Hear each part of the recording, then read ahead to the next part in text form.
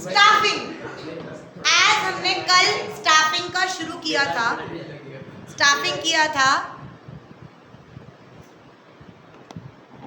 टेढ़ा रहने तो कोई बात नहीं, सुनना चाहिए। Management is a Priyanshi, management is a correct. Management एक प्रोसेस है। प्रोसेस किस चीज का? Of the functions.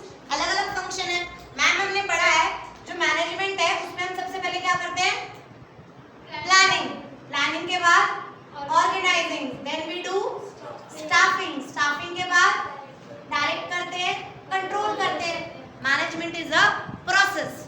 हमने प्लान कर लिया कि क्या करना है, मुझे सेल्स बढ़ानी है, कैसे बढ़ानी है, मैंने प्लान कर लिया। मैंने प्लान करने के बाद मैंने कहा सेल्स बढ़ानी है तो ऑर्गेनाइजेशन में 2 और लेयर ऐड होंगी, या सेल्स डिपार्टमेंट में 2 बंदे और ऐड होंगे। मैंने ऑर्गेनाइज करा, मैंने डिपार्टमेंट चूज करे, किस में ऐड होगा, कैसे बढ़ेगा। अब जो वो जगह ऑर्गेनाइजेशन में हमने डिसाइड करी, उस जगह पर बंदे भी तो लाके बिठाने पड़ेंगे ना, राइट। मैंने प्लान करा था कि मेरी जो स्पीडो कंपनी है उसके अंदर 3 मेन होंगे, प्रेसिडेंट, वाइस प्रेसिडेंट और सीएम, चेयरपर्सन। देन उसके नीचे, इन 3 के नीचे 12 जने होंगे, और इन 12 के नीचे अलग होंगे, और वो यानी होंगे। जो ये जगह खाली है इन पे क्या मैं बंदे लाके नहीं बिठाऊंगी, बंदे लाके बिठाने पड़ेंगे ना। जो ये 3 हैं, क्या मैं ये 3 बंदे लाके नहीं बिठाऊंगी? 3 बंदे लाके बिठाने पड़ेंगे ना। एक प्रेसिडेंट, एक वाइस प्रेसिडेंट, एक चेयरपर्सन लाके बिठाने पड़ेंगे ना। That is known as staffing. I have to find the right बंदा। मुझे राइट बंदा चाहिए फॉर द राइट जॉब। हर के अंदर ना अपनी अपनी पर्सनालिटी होती है। आई एम अ CS, मैंने सब कुछ पढ़ रखा है। मैंने टैक्स भी पढ़ रखा है, अकाउंट्स भी पढ़ रखा है, लॉ भी पढ़ रखी है, फॉरेक्स मैनेजमेंट, मैंने बहुत कुछ पढ़ रखा है। क्या मैं सब में अच्छी होगी? क्या मेरा सब में इंटरेस्ट होगा? नॉट ना। मैं अगर जाती हूँ, मैं जॉब इंटरव्यू के लिए गई और उसने मुझे एनालाइज करा, मैं टैक्स डिपार्टमेंट में भी जा सकती हूँ, मैं फाइनेंशियल में भी, लीगल, मैं सब में जा सकती हूँ, मुझे नॉलेज है। बट वो कहेगा I have to find the right बंदा फॉर द राइट जॉब, कि इस बंदे को किस चीज़ में इंटरेस्ट है, इसकी किस में ग्रिप अच्छी है, इसकी किस में नॉलेज अच्छी है, ये किस में एक्सप्लोर कर पाएगा। I have to find the right बंदा फॉर द राइट जॉब। समझ आया? तो what do you mean by staffing? Finding the right people for the right job. मेरे पास अगर 15 बंदे हैं, मुझे इन 15 में से मुझे बेस्ट को चूज करके स्टाफ करना है। डन। मुझे बेस्ट को चूज करके क्या करना है? स्टाफ करना है। डन। मेरी बात समझ आई? गाइस, स्टाफिंग का मतलब ना सबको समझ आ जाता है। किसी ने HR वर्ड सुना है? सिर्फ हमने प्लानिंग चैप्टर करा है ना, ऑर्गेनाइजिंग नहीं करा। HR सुना है? किसके बड़े भाई बहन, चाचा, कोई ऐसे MNC में काम करता हूँ यार, HR ने मेरी, आपके चाचू करते हैं, if I'm not wrong. HR is what? Human resource. HR is human resource. M means human resource management. भाई आज के टाइम पे कंपनियों का प्रॉपर एक डिपार्टमेंट होता है जो बंदों को हैंडल कर रहा है। Human resource management, phone side में रख दे, तोड़ दो। ह्यूमन रिसोर्स मैनेजमेंट मतलब बंदों को भी मैनेज करने के लिए बंदा रखना पड़ता है। उनकी मेंटालिटी, उनकी साइकोलॉजी, उनकी बैकग्राउंड, सब कुछ। Human resource management is a very vast term, I will से, बहुत बड़ी term. Staffing is just a part of it. Human resource सिर्फ बंदों को ढूंढ के रखता नहीं है, सिर्फ इतना सा काम नहीं करता। वो एनालाइज करता है, उनके ग्रीवेंसेस सुनता है, उनको प्रॉब्लम सॉल्व करता है। HRM is a very wide concept. Staffing तो सिर्फ एक, स्टाफिंग इज दिस 6 स्टेप्स, बस ढूंढना, सेट करना, पुट करना, उसको समझाना, बस। नो, स्टाफिंग से बहुत बड़ा है HRM concept is very wide. Human resource management, human resource मतलब जो तुम्हारे बंदे जिस कंपनी में काम कर रहे हैं वो तुम्हारे लिए एसेट्स हैं। कंपनी क्या समझती है? बिल्डिंग मेरे लिए एसेट है, मशीन मेरे लिए एसेट है, ठीक है वो कमा के देगी, बट उस मशीन और बिल्डिंग में मान ले बंदे ही ना हो, तो ये तेरी मशीन बिल्डिंग काम आएगी? मशीन बिल्डिंग से प्रिंसिपल एसेट्स हैं बंदे, जो तूने बंदे हायर कर रखे हैं। बिना बंदों के तो कुछ भी नहीं है। बंदे हैं तो वो एसेट्स काम कर रहे हैं, और वो दोनों मिलके काम कर रहे हैं तो तेरी बिजनेस फर्म चल रही है। समझ आया? दीज बंदे जो ऑर्गेनाइजेशन में काम कर रहे हैं, they are the principal assets of the company. तो आज के टाइम में इसीलिए जो HRM डिपार्टमेंट है वो कोर डिपार्टमेंट बनने लग गया है। पहले ना हर कंपनी में नहीं होता था,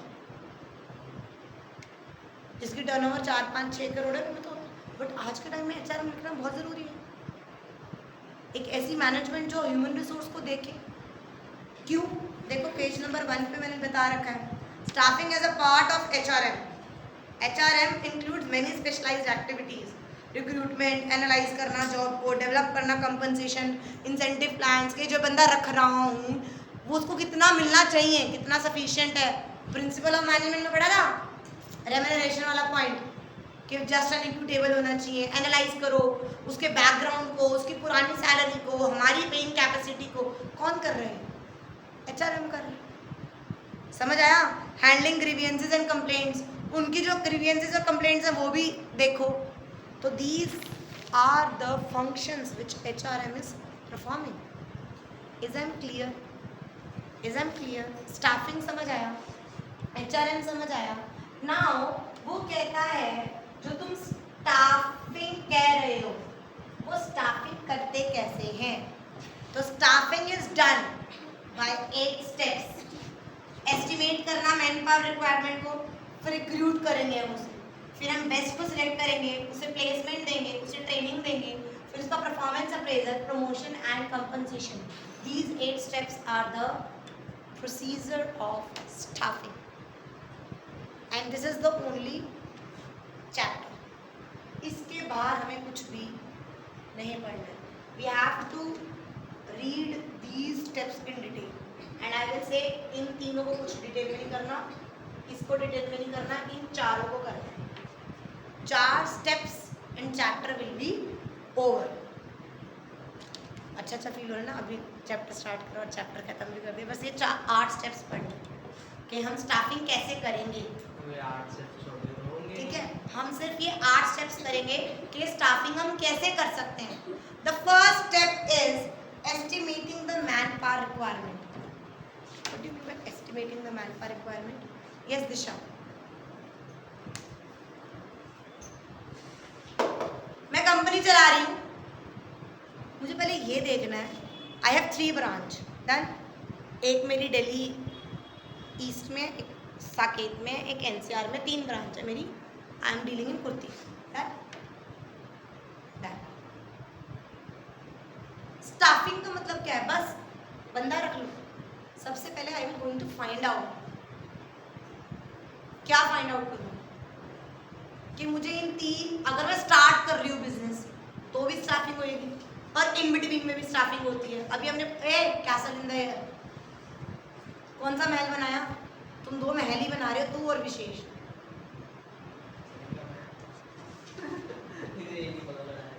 सुनो, वो कह रहा है कि एस्टिमेट करो कि कितने बंदे चाहिए और किस टाइप के चाहिए। Estimating the man power requirements, कि तुम्हें बंदे कितने चाहिए, how much you need, person you required, कितने चाहिए और किस किस टाइप के चाहिए। किस किस टाइप के मतलब टाइप बोले तो स्किल्ड चाहिए,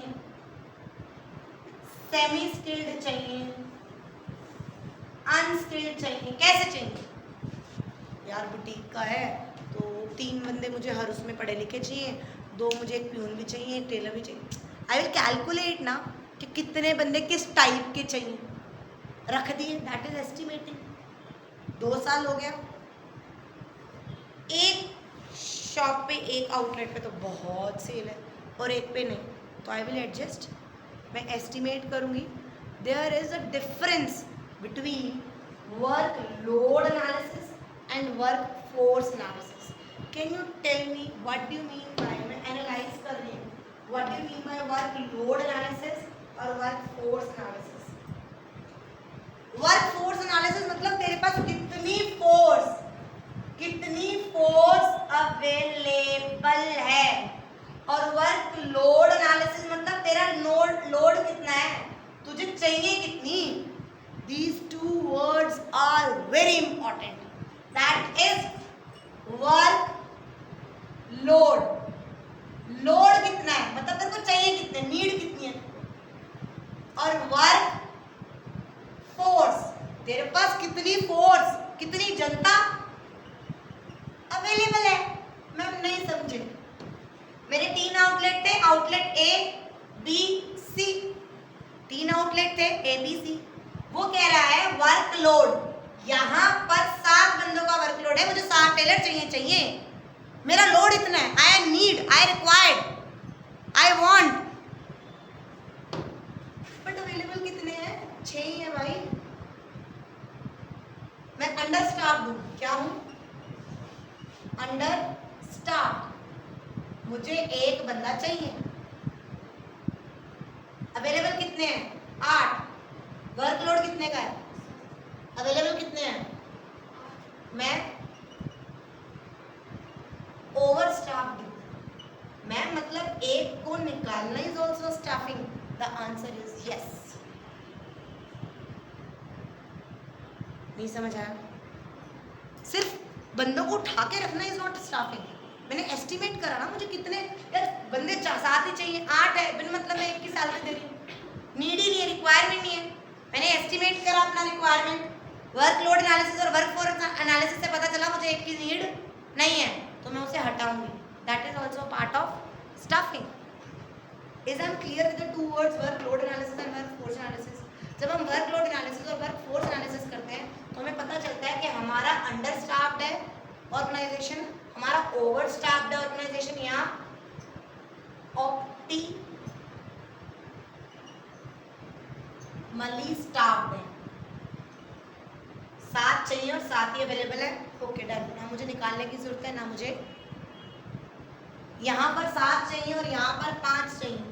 यहाँ पर 5 ही है, यहाँ पर 6 है. मैं 1 प्लस माइनस कर दूँगी. आई हैव टू एस्टिमेट कि मुझे कितने बंदे चाहिए, कौन कौन से टाइप के चाहिए. लोड, लोड मतलब अवेलेबल, नीड, कितने की लोड है, कितने की नीड है. रिक्वायरमेंट, तेरे को कितने की रिक्वायरमेंट है. और वर्क फोर्स मतलब तेरे पास अवेलेबल कितने हैं बंदे. मैं लंदन जा रही हूँ, मुझे कितने की रिक्वायरमेंट है, 10 कपड़े की, और अवेलेबल कितने हैं, 6. तो आई विल बाय 4 ना. समझ आया, समझ आया. एस्टिमेट कर लिया.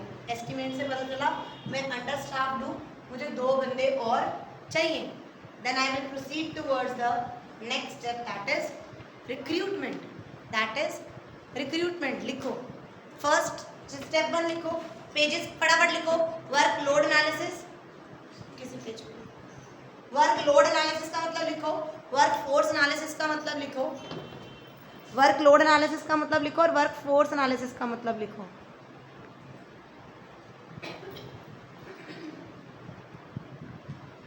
मुझे अब नेक्स्ट स्टेप में जाऊंगी रिक्रूटमेंट. मुझे कितने बंदे चाहिए, 2 बंदे चाहिए. क्या मैं 2 को ही चूज कर लूंगी, जो 2 आएंगे हाँ आ जाए रख ले. नहीं, recruitment means I will going to create a pool of prospective job candidates. मैं लोगों को प्रोवोक करूंगी, आओ और जॉब के लिए अप्लाई करो. आई विल गोइंग टू मतलब मैं उन्हें प्रोवोक करूंगी कि नहीं यार तू कर सकता है, तू ज़्यादा एडवर्टीजमेंट करूंगी ताकि ज़्यादा क्या है मेरे पास एप्लीकेशन. जितना बड़ा पूल क्रिएट होएगा उसमें से सबसे बेस्ट चूज करने में मेरे पास ऑप्शन ही नहीं होगा, तो चूज ही हुए करने पड़ेगी. Recruitment is a positive step. Why it is a positive step? I just want plus plus plus plus plus plus. तू भी आ जा, तू भी आ जा, तू भी एप्लीकेशन दे दे, तू भी दे दे, तू भी दे दे, तू भी दे दे, तू भी दे दे. I want to create a pool of the prospective job candidates, application of the job candidates. I want to research, I am searching for the best candidate यार. तो रिक्रूटमेंट का ऑब्जेक्टिव ही क्या है? To create a pool. वो invite करेगा, assess करेगा, उनको देखेगा ना कि यार सबसे ज्यादा बेस्ट मेरे लिए क्या है. तो recruitment is a positive step. अब रिक्रूटमेंट का मतलब क्या है? What do mean by recruitment? I am researching for the prospective employees, जो मेरे लिए स्टिमुलेट कर सकूं और उनको अपने जॉब के लिए इनवाइट कर सकूं.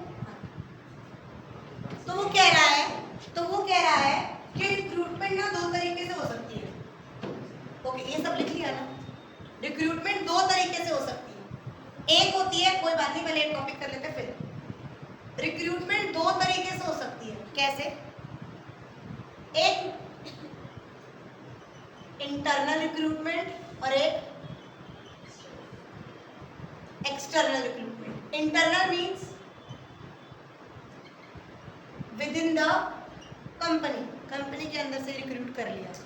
अभी मैंने पिछले उसमें नहीं करा था, एक बंदा वहाँ पर मुझे 5 चाहिए थे और मेरे उसमें 6 थे, तो मैंने एक उठा के दूसरी ब्रांच में भेज दिया. मास्टर जी अभी बताया था ना एग्जाम्पल, क्या मैंने बाहर से उठाया? कैसे उठाया? Internally within the organisation ही मैंने अपनी एक वैकेंसी फिल कर ली. नहीं समझ आया? विद इन द ऑर्गेनाइजेशन ही मैंने एक वैकेंसी फिल कर ली ना. That is internal recruitment. That is internal recruitment with in the company. सिर्फ 2 ही तरीके से internally you can recruit. That is transfer and promotion. We will going to study in detail. Second option which I have available is external recruitment. Means outside the company से मैं बंदा उठा के लाऊंगी. And we have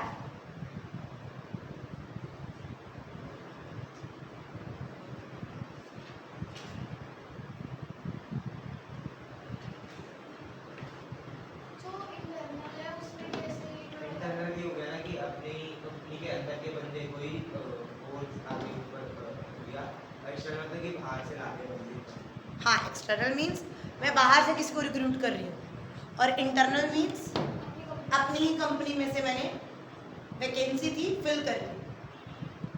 अभी मैंने जो Taylor वाला example दिया था कि मेरा एक डिपार्टमेंट था ए, एक बी और एक सी.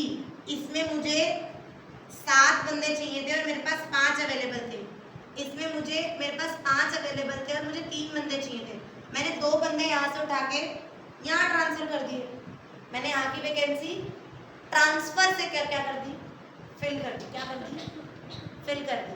एक डिपार्टमेंट से मैंने दूसरे डिपार्टमेंट में ट्रांसफर कर दी. अगर वो बंदा वो काम ना कर पाता हो फिर कौन सा बच्चा? बंदा कि नहीं, वो तो obviously the profile should be this. या मेरी कंपनी में यहाँ पर मान लो 3 बंदे थे, इन 3 के नीचे 12 बंदे थे और दिए ये वाली खाली है job. Done.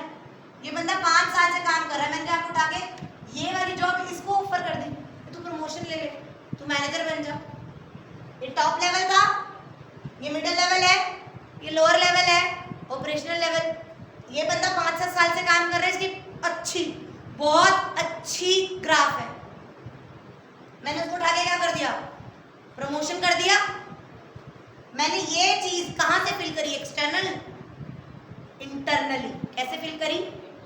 With in the company. नहीं समझ आया? तो internally means I am recruiting, I am filling the vacancy, the job, the vacant job within the company. 2 ही टाइप होते हैं इंटरनल से, एक होता है ट्रांसफर और एक होता है प्रमोशन.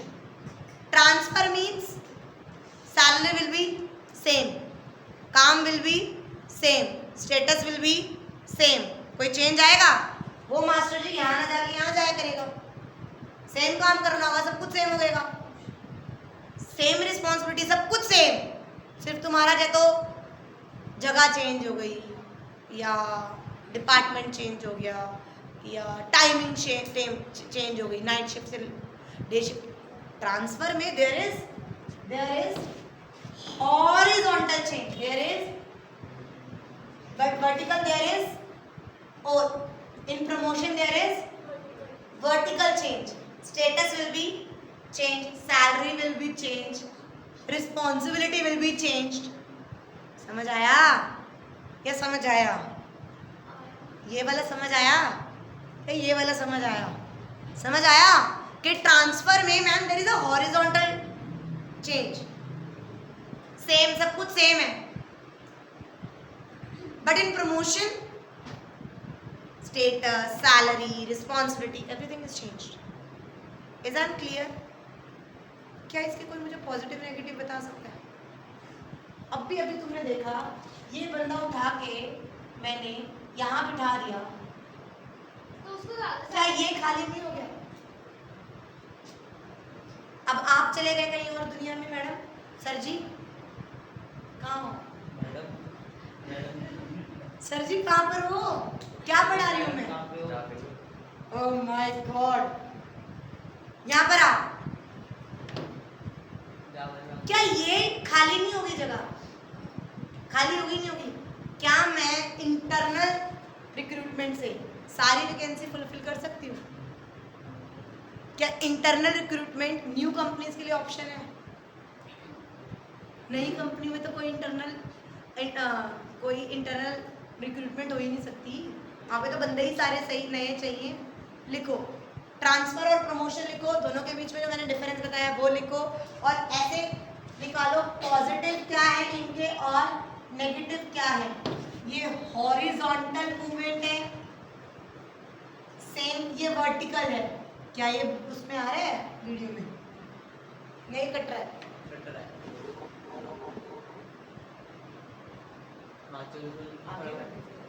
अरे आ गया ना ये एक बार बस। ठीक है, समझ आया?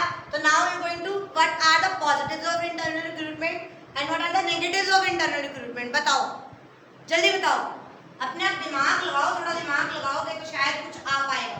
दिमाग ही नहीं लगाओगे तो कुछ नहीं हो पाएगा। पूरे इंटरनल का बता देंगे, ट्रांसफर हाँ, इंटरनल का अगर मैं इंटरनल रिक्रूटमेंट करती हूँ तो अभी मैंने नेगेटिव 2 बता दिए, पॉजिटिव बताओ, नेगेटिव बताओ।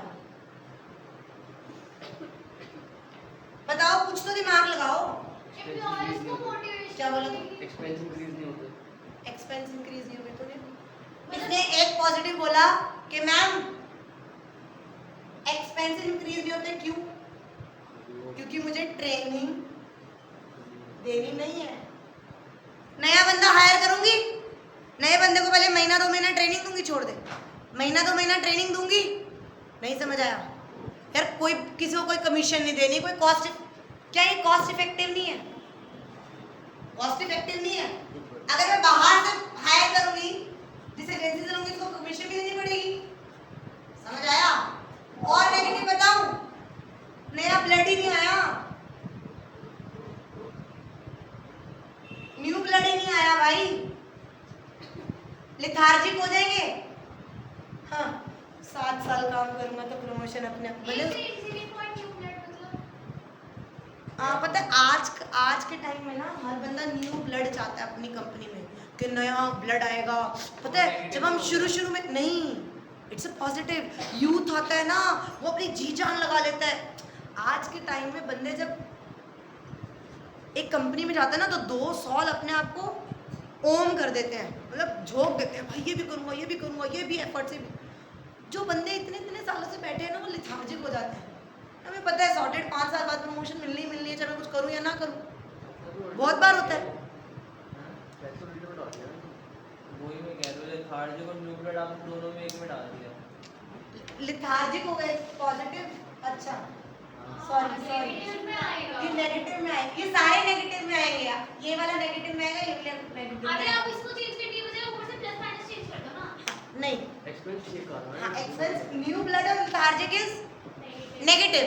कि अगर मैं इंटरनली, हाँ सॉरी, अगर मैं इंटरनली कर रही हूँ तो सामने वाले न्यू ब्लड तो आ ही नहीं रहा।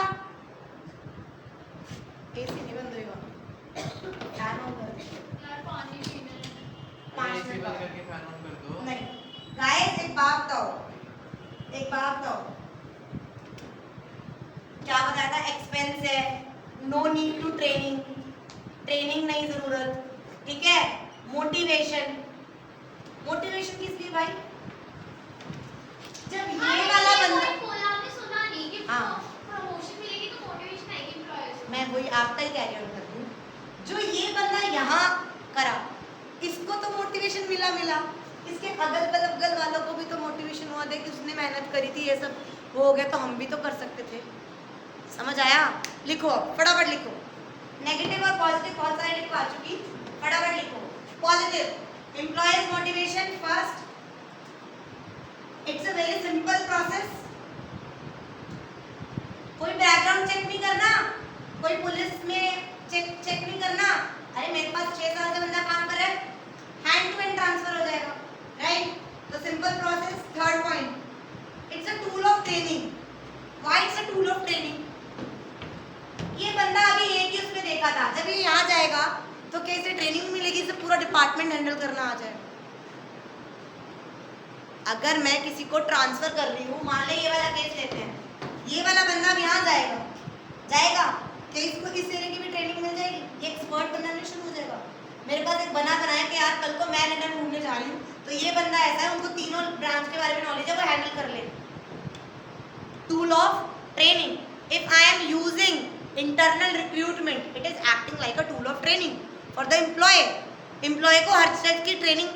आज मैं फाइनेंस, फॉर एग्जांपल मैं सीएस हूँ, मेरे को फाइनेंस डिपार्टमेंट में डाल दिया, आज लीगल डिपार्टमेंट में बंदा 6 महीने जाएगा, छुट्टी पे मैटरनिटी लीव पे जाएगी वो बंदी, तो मेरे को ट्रांसफर कर दिया उस पर लीगल में ट्रांसफर कर दिया, क्योंकि मेरे को सीएस है, मेरे को लीगल की नॉलेज है।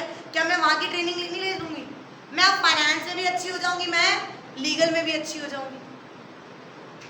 क्या जो मेरा बॉस है उसको ये नहीं नजर आया यार ये बंदी 6 साल में ना हर डिपार्टमेंट में काम कर चुकी है, ये बंदी अब एक क्रीम बन गई। समझ आया? अगर मैं ट्रांसफर्स और प्रमोशंस करती हूँ तो yes, it acts as a tool of training. Next, no induction training is required. Sorry, पहला पॉइंट मैंने बोला एम्प्लॉय को मोटिवेशन होगी, दूसरा बोला it's a simple process, third बोला मैंने टूल ऑफ ट्रेनिंग, फोर्थ बोला मैंने no induction training is required, क्योंकि वो बंदा अपना ही है। अभी आपने बोला था फिफ्थ वन इनएक्सपेंसिव, कि वो खर्चा नहीं करवा रहा, और सिक्स्थ वन फिलिंग डेफिशिएंसीज। ये रहा फिलिंग डेफिशिएंसी का एग्जांपल। यहाँ पे डेफिशिएंसी थी, यहाँ पे सरप्लस थी, मैंने उठा के यहाँ पे ट्रांसफर कर दिया। Filling deficiencies, are you writing somewhere? Negative क्या है? क्या बोला आपने? इनएक्सपेंसिव है। नेगेटिव क्या है बच्चा? What are the negatives? कोई फ्रेश टैलेंट नहीं है, न्यू ब्लड नहीं है, नो फ्रेश टैलेंट, वही बासी। न्यू कंपनीज के लिए नॉट पॉसिबल, न्यू कंपनी के लिए नॉट पॉसिबल। लेथार्जिक एम्प्लॉइज, ये बोला लेथार्जिक एम्प्लॉइज हो जाएंगे। लेथार्जिक मतलब आलसी। Lethargic employees, no competitive spirit. पता नया बंदा आके डेस्क पे बैठता है ना, और मैनेजर 3 बार उसकी तारीफ कर लेता है, और जो 1.5 साल से होता है उसकी तारीफ नहीं करता, उसकी आग जल जाता है वो। साला मैं 1.5 साल से काम कर रहा हूँ, उसको दिख रही है। एक कॉम्पिटिटिव स्पिरिट आता है, मैं भी करके दिखाऊंगा, हाँ, जिसको हम देख रहे हैं उसे अरे तू ये कोई कॉम्पिटिटिव स्पिरिट कोई नहीं रहती। जब ट्रांसफर या प्रमोशन होते हैं, हमें वही सेम बंदा वही सेम चीज कर रहे हैं, कोई कॉम्पिटिटिव स्पिरिट नहीं, कोई वो नहीं। Reduce productivity and limited choice. Reduce productivity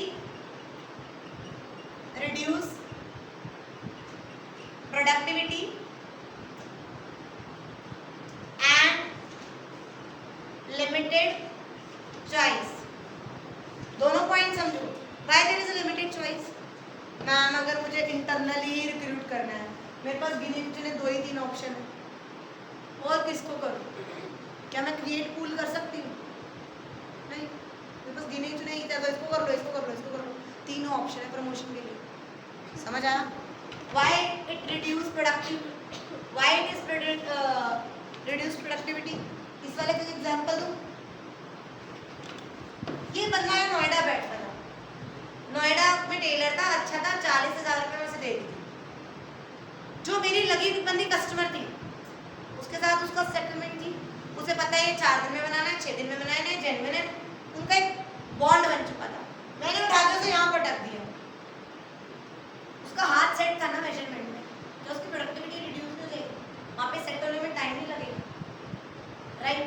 एक शेफ चाइनीज डिपार्टमेंट में ही था, वो 2 साल से चाइनीज बना रहा था, उसका हाथ सेट था, मैंने उसको उठा के साउथ इंडियन में डाल दिया, क्या प्रोडक्टिविटी रिड्यूस भी हो जाएगी? समझ आया?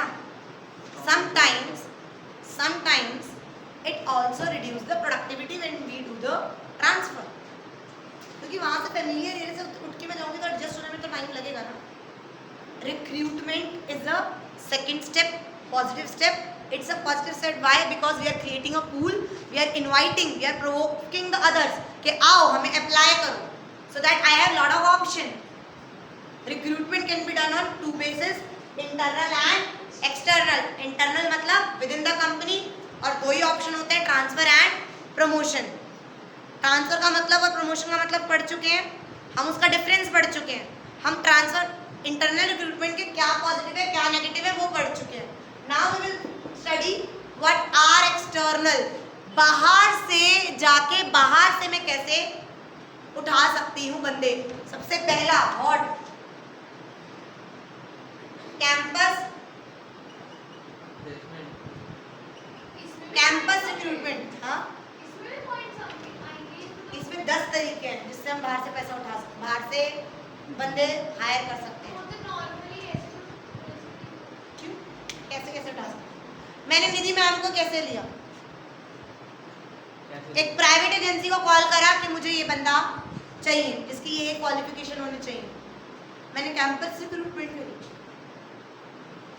There are different types available कि मुझे बाहर से अगर बंदे उठाने हैं, बाहर से हायर करने हैं, तो मैं कैसे हायर कर सकती हूँ।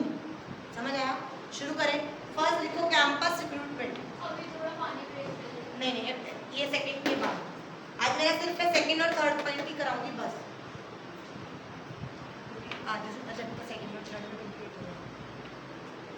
I will do this just these 2 points बस। मैं इन 2 के अलावा और कुछ भी नहीं पढ़ाऊंगी आज, फिर छुट्टी।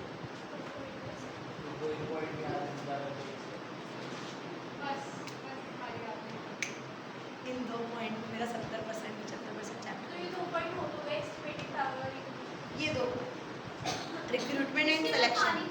हाँ, बोल मैं नहीं हूँ, प्यास तुझे लग रही है? वाओ कितना अच्छा। सुबह से एक गिलास भी नहीं पिया मैंने, कल भी नहीं पिया था। चलो, now the second, what do you mean bye campus recruitment? Famous है वो, देखिए 3 इडियट्स, वो 3rd ईयर में कैंपस रिक्रूटमेंट करने नहीं आता।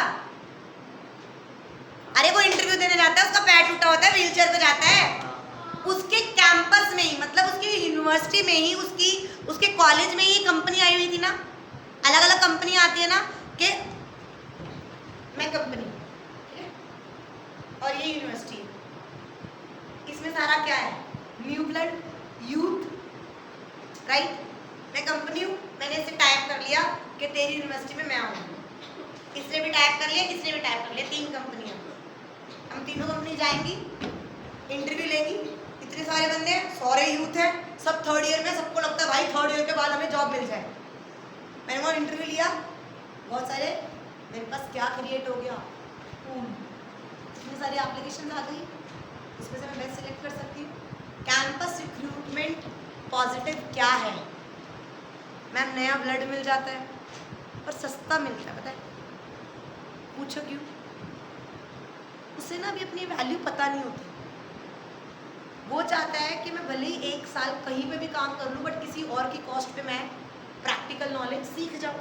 तो मैंने 3 साल घिसा है बुक्स में, वो मुझे प्रैक्टिकल नॉलेज करने के लिए कोई तो अपॉर्चुनिटी दे। वो भी अपना एंगल सही है, और हमें भी लगता है यार हमें ज़रूरत है, 1-2 साल में पता चलेगा कोई नूर हीरा ही हमारे हाथ लग जाए, मान ले वो बहुत अच्छा बंदा हो। समझ आया? Are you getting me? Campus recruitment लिखो।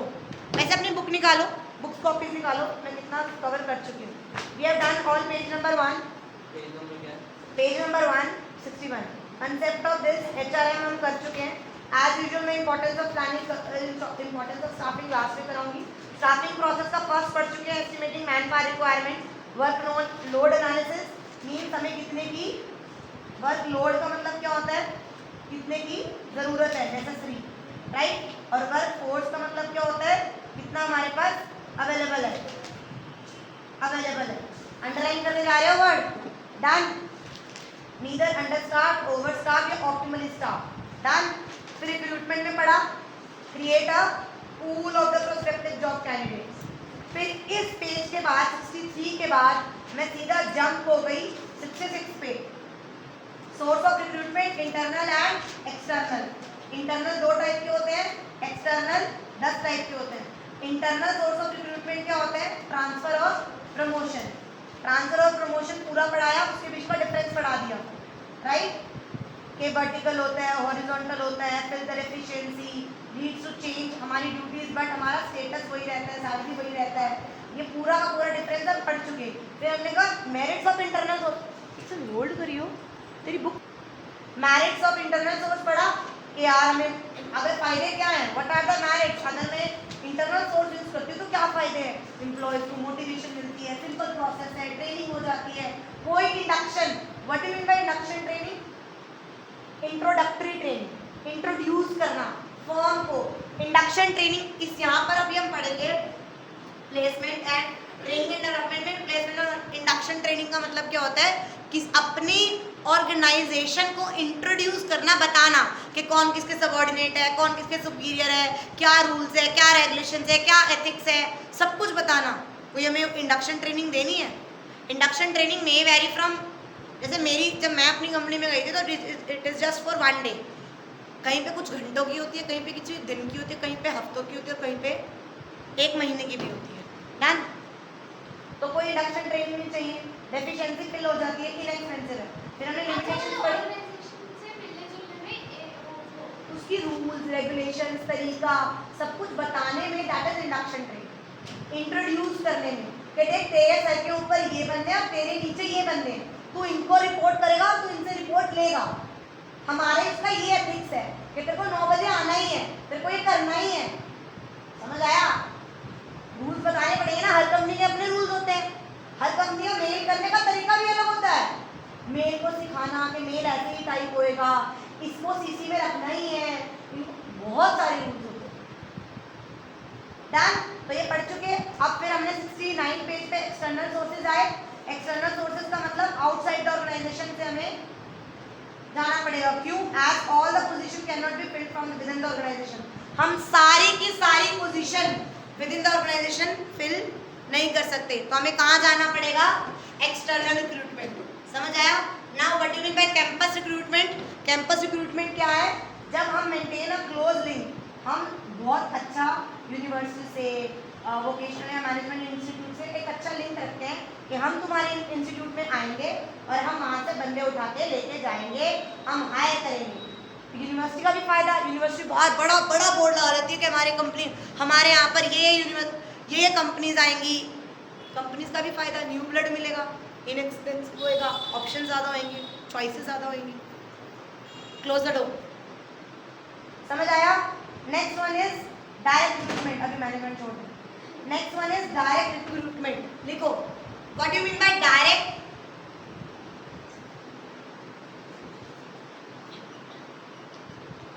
What you mean by direct recruitment. मैं एक फैक्ट्री हूँ और दिवाली का सीजन आ रहा है, मेरी प्रोडक्शन ज़्यादा हो, डिमांड ज़्यादा है, तो मुझे बंदे भी ज़्यादा चाहिए, बट मुझे सिर्फ 1 महीने के लिए चाहिए। मुझे कम से कम 12-13 लेबर और चाहिए। मैंने क्या करा, मैं गई और फैक्ट्री के बाहर मैंने बड़ा बड़ा क्या लगा दिया, नोटिस कि मुझे 10 से 12 बंदे डेली वेजेस पे चाहिए। कल की डेट, 1 हफ्ते बाद की डेट डाल दी कि इस दिन सारे आ जाना। 1 हफ्ते में वो चलता फिरता सब पढ़ेंगे नोटिस, और उस मंडे को, सोमवार को, बुधवार को जो मैं डेट रखूँगी वहाँ खड़े हो जाएंगे और उन्हें मैं रैंडम बेसिस पे सिलेक्ट करके ले लूँगी। कि मैंने क्या करा, डायरेक्ट रिक्रूटमेंट। क्या करा, क्या मुझे सीए चाहिए होगा कंपनी में, मैं डायरेक्ट रिक्रूटमेंट से ले लूँगी? पढ़ा लिखा कोई बंदा ले सकती हूँ? डायरेक्ट रिक्रूटमेंट किसके लिए यूज़ करती है? अनस्किल्ड लेबर्स के लिए, सेमी स्किल्ड लेबर्स के लिए, या मैं कहूँ बदली, कैजुअल लेबर्स। एक वर्ड लिखा होगा इसी उसमें, कैजुअल लेबर, बदली, मतलब जो डेली वेजेस पे पेड नहीं होते, जो डेली वेजेस पे, that is workers, casual workers. समझ आया? समझ आया? पक्का? एक बार पढ़ना शुरू करो। अंडर दिस एक notice is placed on the notice board of the enterprise specifying the details of the job available.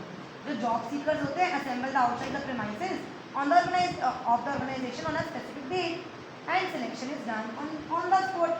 जो आएगा ऑन द स्पॉट उस बेसिस पे सिलेक्ट कर लेते हैं। It is casually used to employ for casual और बदली वर्कर्स। हिंदी में उसे बदली वर्कर्स कहते हैं और इंग्लिश में उसे कैजुअल वर्कर्स कहते ये हैं। बदली हम लिख सकते हैं या नहीं? Yes. Who are paid remuneration on daily wages. Who are paid remuneration on daily wages. The merit of using this method is that ये inexpensive होता है और कोई भी इसके अंदर inherited cost include नहीं होती। समझ आया? समझ आया? दोनों समझ आए, कैंपस रिक्रूटमेंट और डायरेक्ट रिक्रूटमेंट, दोनों समझ आई? पक्का? अब थर्ड और फोर्थ पढ़ो, मैं साइमल्टेनियसली पढ़ाऊंगी। थर्ड आपका लिखा होगा एम्प्लॉयमेंट एक्सचेंज और दूसरा है placement agencies and management consultants. Third क्या है?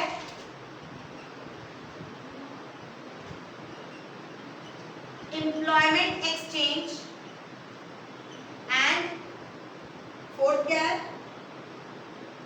फोर्थ क्या है? Placement agency, private place and management consultant. Placement agencies and management consultants, दोनों को एक साथ समझो। अभी मैंने निधि मैम का एग्जांपल दिया। मैंने निधि मैम को ना ही कैंपस रिक्रूटमेंट किया, ना ही डायरेक्ट रिक्रूटमेंट किया। मैंने क्या करा मैम का? फोर्थ वाला। मैम एम्प्लॉयमेंट एक्सचेंज और प्लेसमेंट एजेंसीज में क्या फ़र्क है? एम्प्लॉयमेंट एक्सचेंज गवर्नमेंट बेस्ड होती है, क्या होती है?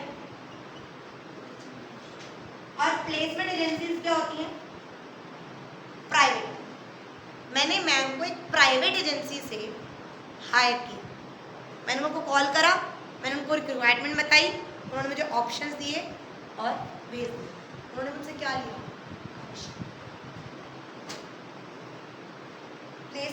Employment exchange also doing the same thing.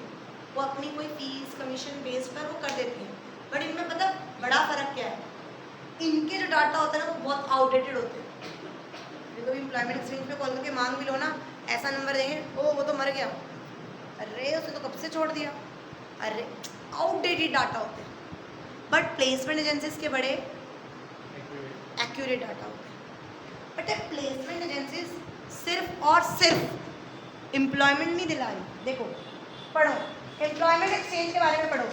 They are run by the government and help to manage the personal demands and supply by serving a link between, दोनों के बीच में link है, mediator.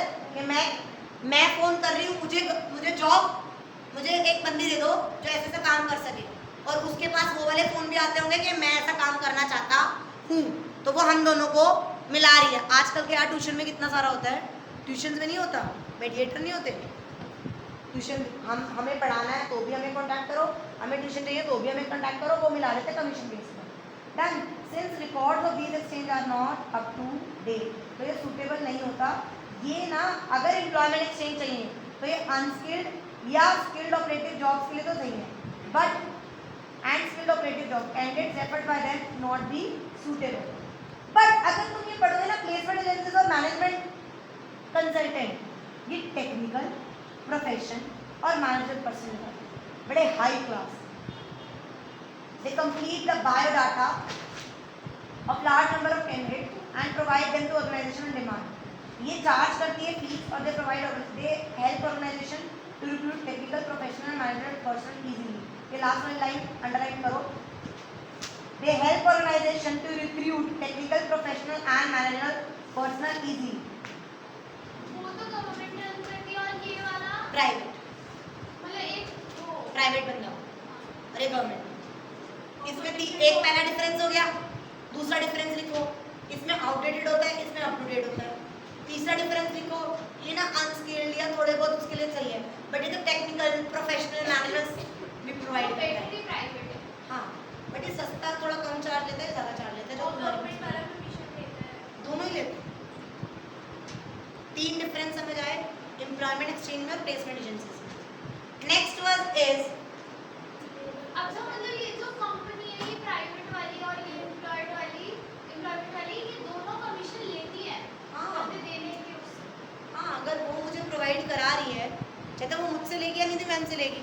जिस भी बंदे ने हम दोनों को मिलाया तो वो समाज सेवा थोड़ा ना करेगी, वो निधि मैम से भी लेगी, मुझसे भी लेगी, तो उसको एक जने से ले।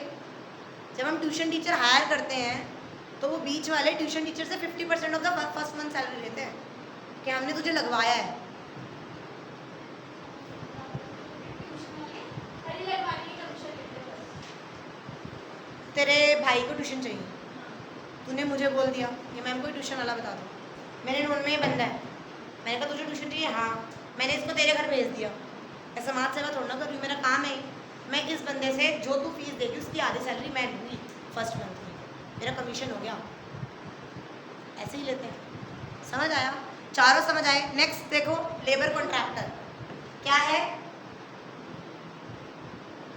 लेबर कॉन्ट्रैक्ट, टाइम बताना मुझे। ये 5 मिनट तो और 3-5 नहीं, मैं एक बार ये करने के बाद। Okay, labour contractors casual callers, recommendation of employees, तीनों एक साथ। Labour contractor, casual callers,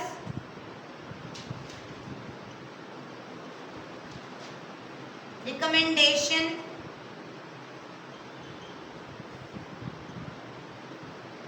of employees. Hold करना। Okay, now what do you mean by labour contractors? मैं एग्जांपल देती हूँ, बिल्कुल जेन्युइन एग्जांपल। हमारा ना कंटेनर आता है, कंटेनर आता है तो रात को आता है और कंटेनर को अनलोड करना पड़ता है और उसके लिए क्या चाहिए होते हैं? लेबर। एक कंटेनर 40 फुट का होता है, उसको अनलोड करने में 4 घंटे आराम से जाते हैं और कम से कम 10 से 12 लेबर होनी चाहिए। गोडाउन पे कितनी होती है? पढ़ी लिखी वाली लेबर तो करेगी नहीं, मुझे लेबर वाली लेबर चाहिए। 1 लेबर, 2 लेबर, 3 लेबर, तो हमें चाहिए होते हैं एक्स्ट्रा 10। विशाल क्या करता है? विशाल उनमें से जो मेरे पास काम कर रहा है उसको क्या क्या कह देता है, भाई आज रात को 12:30 कंटेनर आएगा, लेबर ले आइए। अब जो ये बंदा है, दैट बंदा, ओके भैया कितनी लेबर चाहिए? तू 10 ले आइयो, 2 तुम हो, 10 ले आइयो, इसके हिसाब से पे कर देंगे, पर कार्टून 10 रुपए के हिसाब से पे कर देंगे। है? ठीक है भैया, बताता हूँ, रख दिया। That person maintain a close contact with many labours. अब वो उनको कहेगा कि ठीक है तुम्हें ये मिलेगा और आ जाए। विशाल को उनसे मतलब नहीं है। विशाल को किसको पता है इसके बारे में ना, ये अपने बीच में कमीशन रख लेते हैं ऑब्वियसली। और वो क्या होता है, अब इस बंदे ने, विशाल ने क्या करी? रिक्रूटमेंट। कौन सी रिक्रूटमेंट? Labour contractors. किससे करी? क्या करी? इसका सबसे बड़ा नेगेटिव पता है क्या हमारे साथ हुआ है? तो ये बंदा था, ये 2012 आपके साथ क्या नहीं हुआ? से था। जगदीश भैया 2012 से थे, बट 2018 या 19 में वो चले गए। अब ये बंदा गायब हो गया। इतने साल से एक कंटेनर आता था, वही हैंडल कर रहा था, वही लेके आता था। अगर ये चला गया तो वो बंदे आएंगे, बिकॉज वो उनसे कॉन्टैक्ट कर रहा था। हमारे कहने से भी वो उनकी सेटिंग उन्हीं के साथ थी, समझ आया? लेबर कॉन्ट्रैक्टर समझ आया? लेबर कॉन्ट्रैक्टर समझ आया? तो लेबर कॉन्ट्रैक्टर क्या है? लेबर कॉन्ट्रैक्टर क्या है? Labour contractors who are themselves employees of the organisation. ये समझ आया? वो खुद ही ऑर्गेनाइजेशन में काम कर रहे हैं, maintain a close contract with labours, other labours के साथ कॉन्ट्रैक्ट करते हैं। On payment of commission they can provide the required number of unskilled labour on at short notice. मैंने कितने बजे फ़ोन करा? 10:30। कितने बजे चाहिए मुझे? 12:30। और वो बंदा अरेंज करके देता है। विशाल तो 10 बंदों से फ़ोन करके नहीं कहेगा ना भाई तू आ जा, भाई तू आ जा, भाई तू आ जा, या तू आ जा, तू आ जा। वो थोड़ा ना कॉन्टैक्ट, वो तो मालिक है, उसने अपने ही एम्प्लॉय जो ऑलरेडी वर्क कर रहा है उससे क्या करा, मेंटेन, उसको फ़ोन करके बोलते हैं उसने कमीशन ली। और बट इसका नेगेटिव पढ़ो, बट से पढ़ो, but if the contractor himself or herself decide to leave the organization, all the workers employed through him or will follow the same। समझ आया? समझ आया? पक्का? Next, casual callers. What do you mean by casual callers? जो मेरे यहाँ पर पहले बहुत होता था। क्या मैंने ये कह रखा है कि मुझे टीचर चाहिए? क्या मैंने ये बता रखा है वैकेंसी है? नहीं, कोई भी चढ़ेगा, I am a teacher of this this this this, casually आ गया।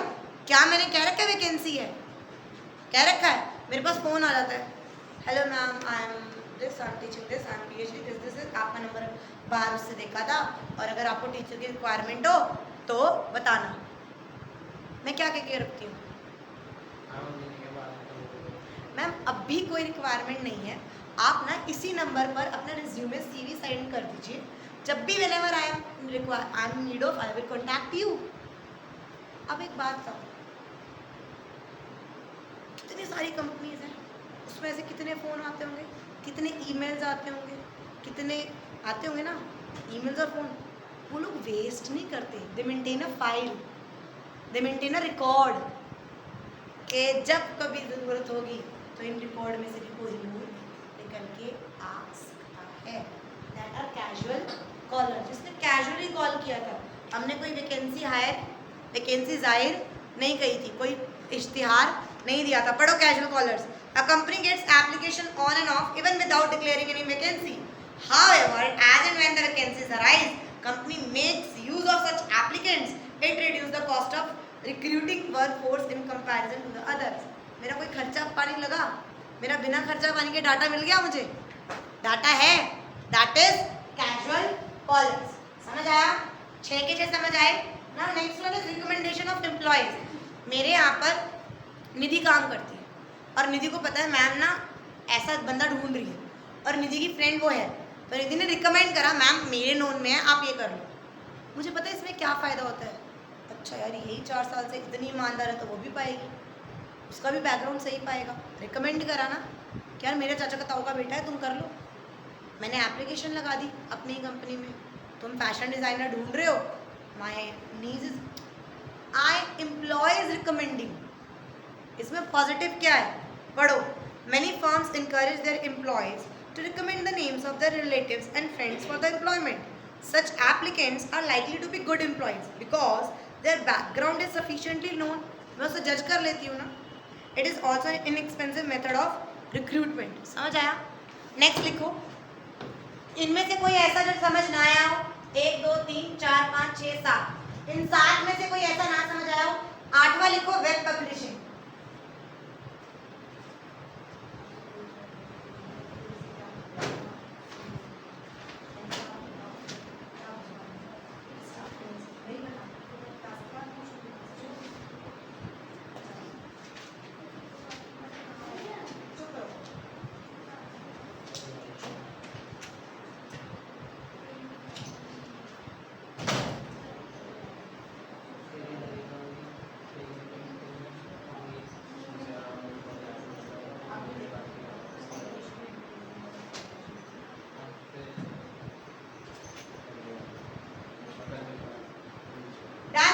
वेब पब्लिशिंग लिखा, वेब सबसे आसान, लिंक्डइन पे डाल दो, naukri.com, वर्क इंडिया। मैंने क्या करा है? मैंने वेब पब्लिशिंग से मतलब इंटरनेट से इंफॉर्मेशन उठाई और उनको कॉन्टैक्ट करा।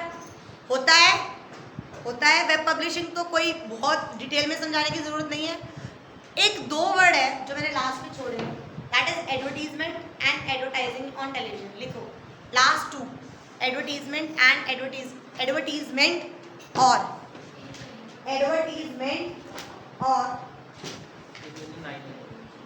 हाँ, आपकी बुक में नोट्स में सिर्फ 9 है। एक है एडवर्टीजमेंट और 10th लिखो एडवर्टाइजिंग ऑन टेलीविजन। 8 है वेब पब्लिशिंग और 9 ट्विटर लिखा हुआ है, 2 पे एडवर्टाइजमेंट लिखा हुआ है। पीछे पेज पे पलट तो एडवर्टीजमेंट लिखा हुआ है ना, पीछे पेज पलट बेटा, लिखा है ना एडवर्टीजमेंट। एक होता है advertising on television, advertising on, ये एक पे इंक्लूड नहीं हो सकता। हाँ पहले था, अब उन्होंने क्या करा, यहाँ से एडवर्टीजमेंट में जो टेलीविजन था, एडवर्टीजमेंट मीन्स टेलीविजन को छोड़ के और कहीं पे भी एडवर्टाइज करना, मैगजीन्स में एडवर्टाइज करना, जर्नल्स में एडवर्टाइज करना, कहीं पे भी, न्यूज़ कहीं पे भी एडवर्टाइज करना, दैट इज एडवर्टीजमेंट। और अगर टेलीविजन पे एडवर्टाइज करना, that is advertising on television. मैंने न्यूज़पेपर में नहीं आते यार, वो कौन सा है जिसमें एक प्रॉपर न्यूज़पेपर में सिर्फ वैकेंसीज का पेज आता है, आता नहीं है। आई विल शो यू, मैं तुम्हें स्क्रीनशॉट भेजूंगी। न्यूज़पेपर में आता है प्रॉपर एक कॉलम आता है 2 पेज का, जिसमें अलग अलग कंपनीज में अलग अलग इश्तिहार होते हैं कि इस कंपनी में ये वैकेंसी है, इस कंपनी में ये एक वैकेंसी है। आज से लगभग 18 से 20 साल पहले जब मेरा भाई वो करा था, तो उनके टाइम में वैकेंसीज ऐसे ही दिखती थी। कोई फ़ोन नहीं था, कोई इंटरनेट एज सच नहीं था, ठीक है, कोई हर रोज़ गुड़गांव नहीं जाया जा सकता, ठीक है। अगर मुंबई में वैकेंसी है तो मुंबई वैकेंसी थोड़ा ना जाके बेचेंगे। आज के टाइम में तो सब कुछ ऑनलाइन पता चल जाता, तब ऐसा नहीं होता था। तब मुंबई में अगर वैकेंसी है तो वहाँ पे एक डब्बा होता है, ये कंपनी का नाम है, ये वैकेंसी है, ये रिक्वायरमेंट है, ये सैलरी है। That is advertisement, that is advertisement. Advertisement on newspaper, magazines, journals, इन सब में। और एडवर्टाइजमेंट ऑन टेलीविजन मतलब टेलीविजन पे एडवर्टाइज करना। समझ आया क्या? इन सब से, इन 10 के 10 पॉइंट से we will create a big pool. Yes, the biggest positive, सबसे बड़ा पॉजिटिव। अब इसके ऐसे ही 2 निकालो, एक लिखो पॉजिटिव, एक लिखो नेगेटिव। एक लिखो पॉजिटिव और एक लिखो नेगेटिव। इस टॉपिक के बाद we will have 5 minutes break. Positive और नेगेटिव, क्या कोई मुझे बता सकता है क्या पॉजिटिव और क्या नेगेटिव? क्या कोई मुझे बता सकता है क्या पॉजिटिव और क्या नेगेटिव? कोई पूल क्रिएट हो जाता है। सबसे बड़ा positive ma'am, fresh talent, fresh talent, new blood. Ma'am, wider choice. जो यहाँ पर नेगेटिव थे क्या यहाँ पर पॉजिटिव नहीं हो गए? Wider choice. अभी अभी मैंने क्या बताया? क्वालिफाइड, क्वालिफाइड, पढ़े लिखे मिलेंगे, प्रोडक्टिविटी, पढ़े लिखे मिलेंगे, क्योंकि मैं यूथ ला रही हूँ, यूथ ला रही हूँ तो फ्रेश टैलेंट हो गया, new blood in the organisation हो गया। बहुत सारी चॉइस है न्यूज़पेपर में, कैजुअल कॉलर्स में, प्राइवेट प्लेसमेंट में, कितने सारे ऑप्शन देते हैं कि ये रख लो, ये नहीं है तो ये समझ आ जाए, ये समझ आ जाए। लिख रहे हो? तेरे को समझ। क्वालिफाइड और स्किल्ड एक ही होता है। क्वालिफाइड, हाँ, स्किल्ड वर्कर ना, पढ़ा लिखा, क्वालिफाइड। तो यार डन। और उसमें जो नेगेटिव लिखा था बताओ, नेगेटिव लिखा था बताओ, लिखा था ना कोई कॉम्पिटिटिव स्पिरिट ही होगी, और यहाँ पर कॉम्पिटिटिव स्पिरिट होगी। कॉम्पिटिटिव स्पिरिट समझ आया? पॉजिटिव समझ आया? नेगेटिव मैम बहुत लेंदी प्रोसेस है, पैसा भी लगेगा, पैसा भी लगेगा, तुम्हें ट्रेनिंग भी देनी होगी, ट्रेनिंग देनी होगी, नहीं देनी होगी, और सामने वाले को लगेगा यार एक बात बता, इसने बाहर से ये वाला बंदा बाहर से सिलेक्ट करा तो मुझे नहीं प्रमोशन कर सकता था। अगर मान ले मैंने ये बंदा बाहर एक्सटर्नल से रिक्रूट कर लिया, तो जो ये आपस में बंदे हैं इनको डिससेटिस्फैक्शन नहीं होगी यार, हमें प्रमोट कर देते, तुमने बाहर से क्यों लाए? हम तो बाहर इससे लेके मैं प्रमोट करूंगा तो ये लेथार्जिक हो जाएंगे, मैं बाहर से ले आता हूँ, फ्रेश ब्लड मिलेगा, और शायद कैंपस से रिक्रूट कर लाऊँ तो सही हो जाएगा। बट अगर जगह खाली होगी, एग्जाम्पल, तो dissatisfaction among employee sometimes is there, right.